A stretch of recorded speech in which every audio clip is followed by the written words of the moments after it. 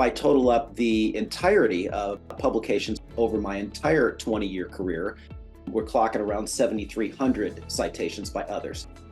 Makes me feel good on the one hand, but on the other hand, when I compare it to something like the daily readership of the Dallas Morning News, that's my local regional newspaper that has a subscriber base of around 250,000 people. So that's just a little plug for maybe reimagining our role as communicators outside of what you would be traditionally think of as the space of academic communication to a more broad public space like working with media.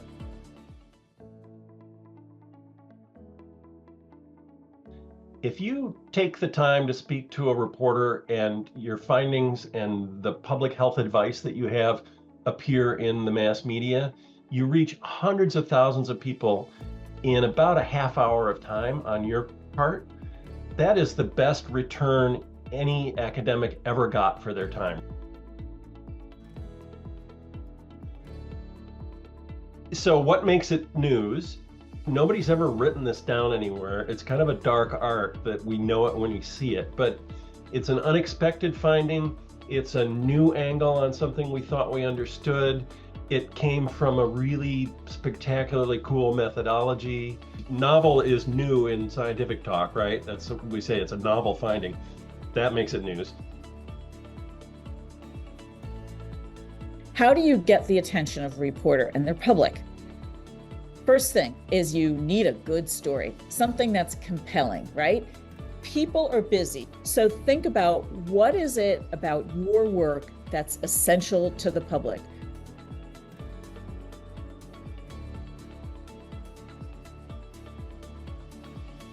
You've sent me the latest version of the paper. You sent me a paragraph on what it's about.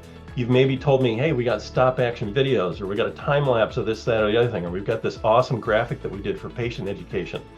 Give me all that stuff. I'm going to look it over.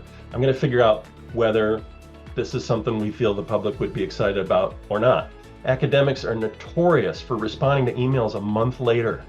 That doesn't work in the news world. They operate on minutes and hours.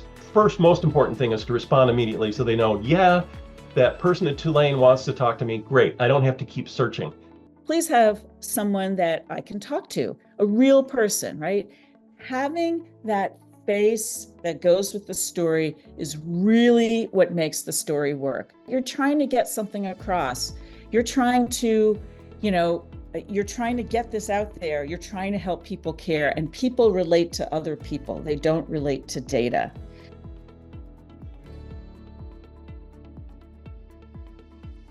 I think it's important, to know, first of all, that often you're dealing with someone who is vulnerable in this situation. They're probably wanting to tell a story because they do want to help other people. But I do think that the researchers who are involved also have a responsibility to do no harm and be attentive and be available if they're the individual that's placed that person in the story or with the reporter.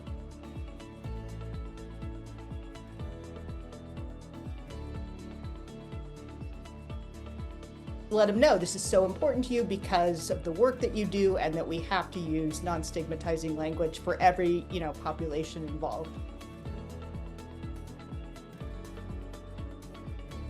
A good quote is something that is accessible in language, clean in structure, and short. So it doesn't have all the dependent clauses and passive voice of academic speak. It's like you talking over the back fence to your neighbor.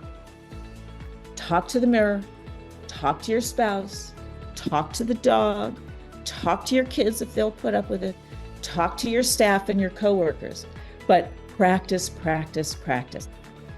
And during an interview, remember, if you've prepared, you've made your 3 bullet points, you've practiced, and you know it in your sleep, it's gonna be easy, I promise you.